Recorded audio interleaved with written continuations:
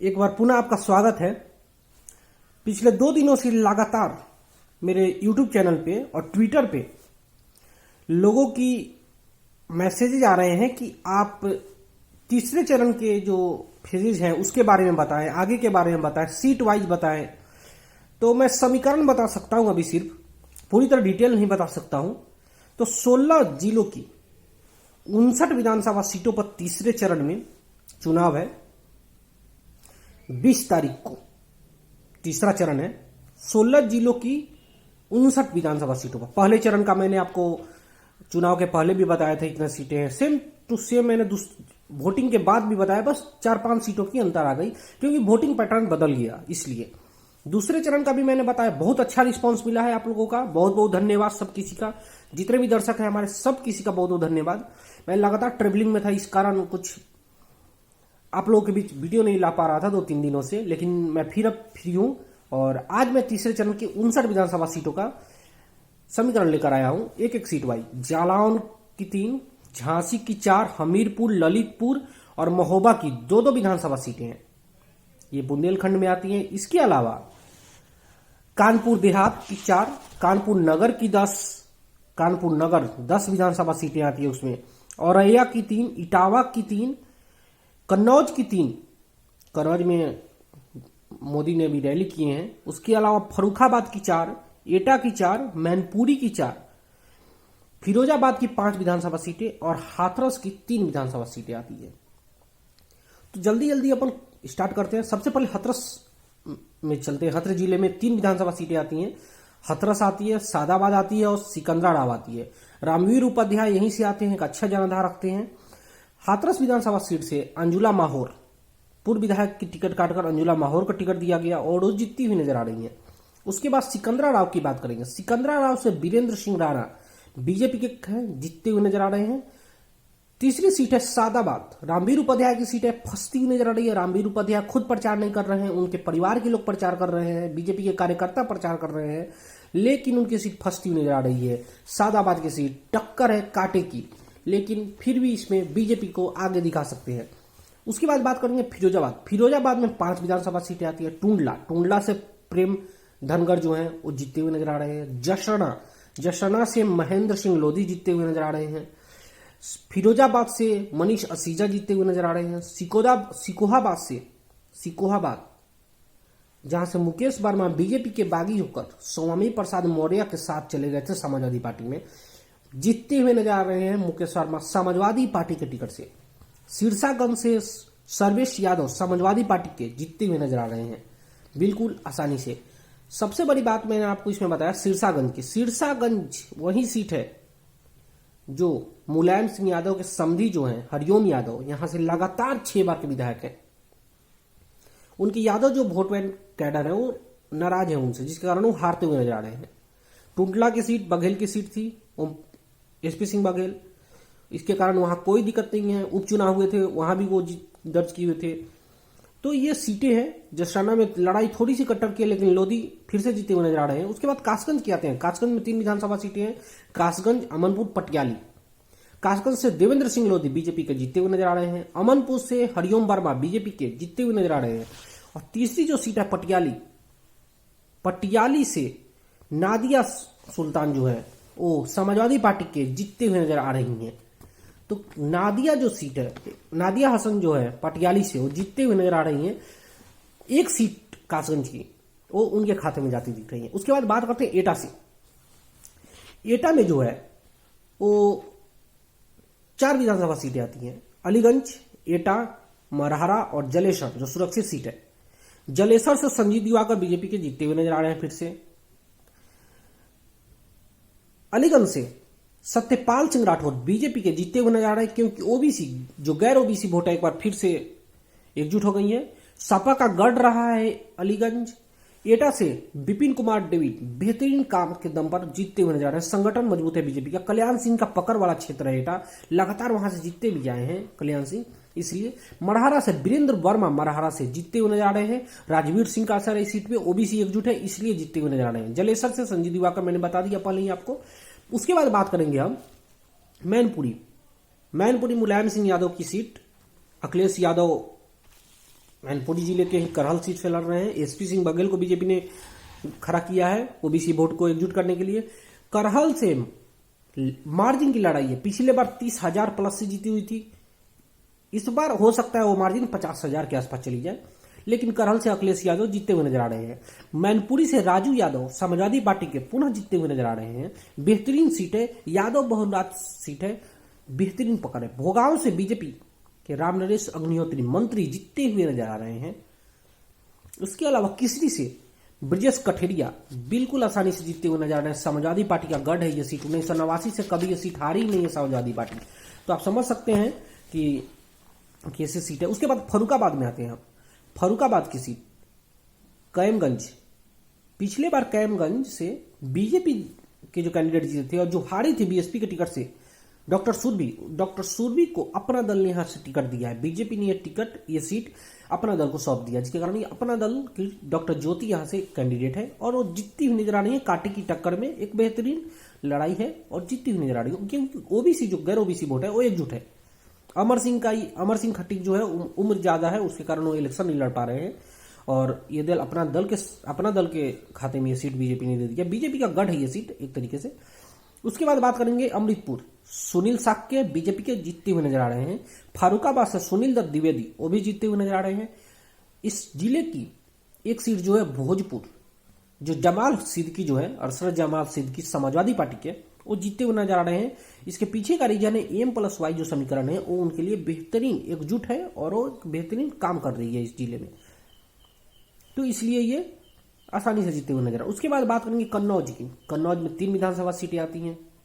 कन्नौज लोकसभा से सुब्रत पाठक सांसद है यहां से।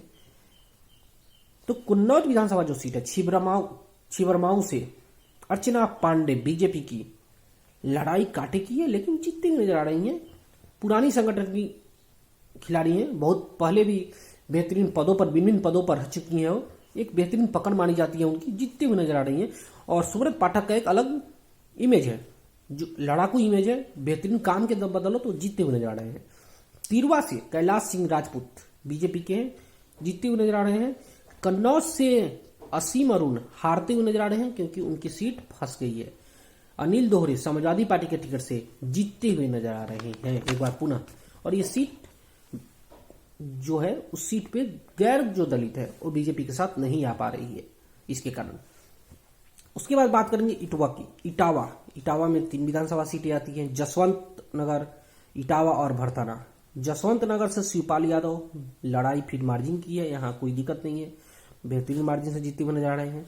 इटावा से सरिता भदौरिया बीजेपी की लड़ाई बहुत कांटे की है, कांटे की टक्कर है बीजेपी की, और सरिता भदौरिया जीतते हुए नजर आ सकती हैं इस सीट पे।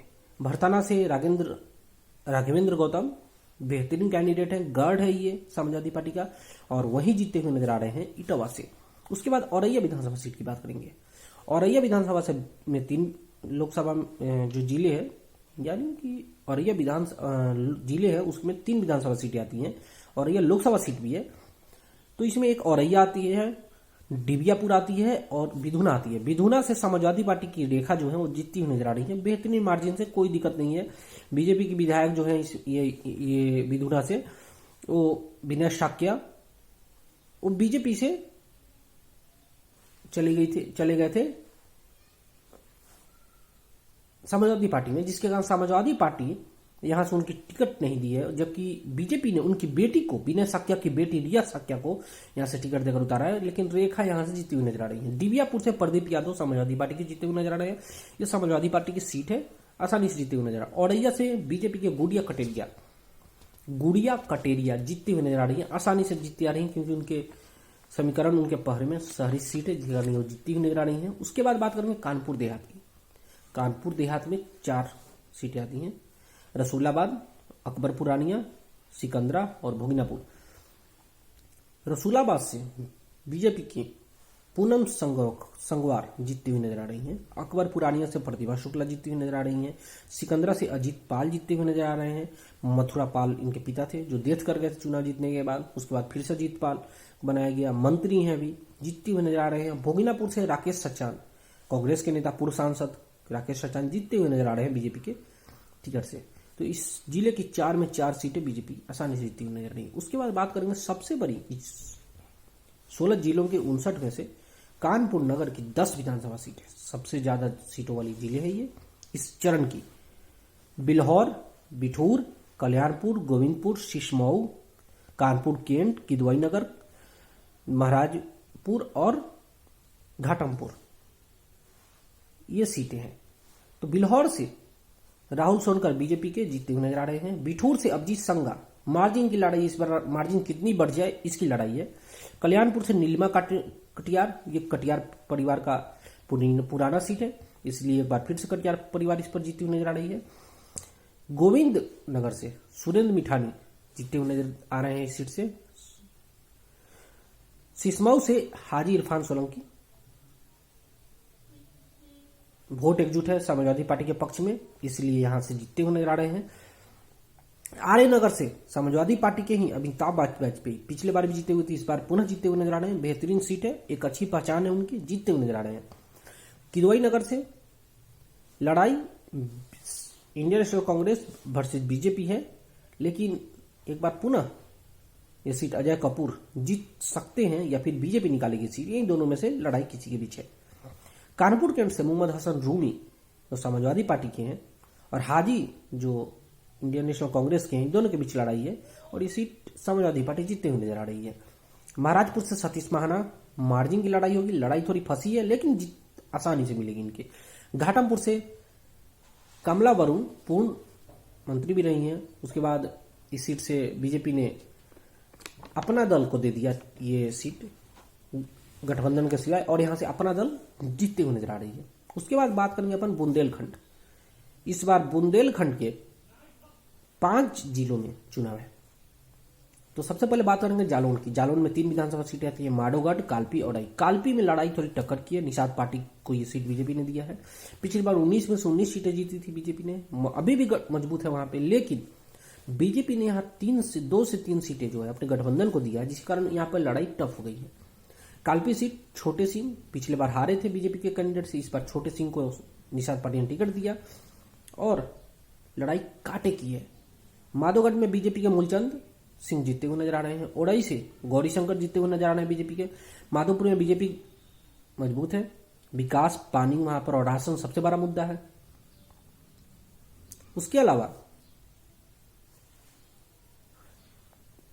झांसी की बात करते हैं। झांसी नगर से रवि शर्मा, बीजेपी की मार्जिन की लड़ाई है, एक बार पुनः मार्जिन की लड़ाई होगी, बड़ी मार्जिन से जीत दर्ज कर सकते हैं वो, जैसा कि ग्राउंड रिपोर्ट मिल रही है उसके अनुसार। उसके बाद बबीना से बीजेपी के राजीव सिंह जीतते हुए नजर आ रहे हैं। यहां लड़ाई पिछले बार जैसे थी, मार्जिन 16,000 की थी, इस बार थोड़ी बढ़ सकती है। मौरानीपुर से टक्कर बेहतरीन, अपना दल और समाजवादी पार्टी के बीच टक्कर है। ये सीट बीजेपी की थी, बीजेपी ने यह सीट अपना दल को दे दिया और अपना दल यहां से लड़ाई में है। उसके बाद गरौठा से दीप नारायण सिंह समाजवादी पार्टी को जीतते हुए नजर आ रहे हैं। समाजवादी पार्टी के खाते में जाती हुई ये सीट गरौठा बीजेपी से निकलकर। उसके बाद बात करेंगे ललितपुर की 2 सीट, ललितपुर महरौनी, दोनों से बीजेपी जीती हुई नजर आ रही है। ललितपुर से रामचरण कुशवाहा एक बेहतरीन स्थिति में है, महरौनी से मनोहर लाल बेहतरीन स्थिति में है। हमीरपुर की 2 सीटें, हमीरपुर 8, हमीरपुर से अनुरागी मनीषा अनुरागी, एक बेहतरीन लड़ाई और मार्जिन की लड़ाई है। पिछली बार भी 1 लाख से ज्यादा वोट से जीती थी, इस बार देखते हैं कितनी उनकी, लेकिन लड़ाई उनकी बिल्कुल एक तरफा है, जीत सकती है। महोबा की 2 सीटें, महोबा चरखारी से पूर्व मुख्यमंत्री, मध्य प्रदेश के पूर्व मुख्यमंत्री चरखारी विधानसभा सीट से एक इलेक्शन लड़ चुकी थी उमा भारती और जीत चुकी हैं 2012 विधानसभा सीटों, 2012 के लोकसभा विधानसभा इलेक्शन में, और एक बार पुनः चरखारी से बीजेपी जीतती हुई नजर आ रही है। महोबा से राकेश गोस्वामी जीतते हुए नजर आ रहे हैं। तो ये 16 जिलों की 59 विधानसभा सीटों का हमारा गणित था, और इस 16 जिलों की 59 विधानसभा सीटों में हमारे अंदाज से बीजेपी 40 से 42 सीट जीत सकती है, 16 से 18 सीट जीत सकती है आपको समाजवादी पार्टी, और कांग्रेस 1 सीट जीत सकती है कानपुर की। तो ये हमारा ओपिनियन था, आप अपना बताएं। दूसरे फेज के वोटिंग के बाद जो होगा उसको मैं आपको बताऊंगा। लड़ाई बिल्कुल कांटे की है। दूसरी फेज में समाजवादी पार्टी को बहुत ज्यादा एज है, एक तरफा एज है। तो ये हमारा तीसरे फेज का था, आप हमसे जुड़े रहिए। आपको दूसरे फेज का जैसे ही वोटिंग खत्म होगा उसके चंद मिनटों बाद आपके पास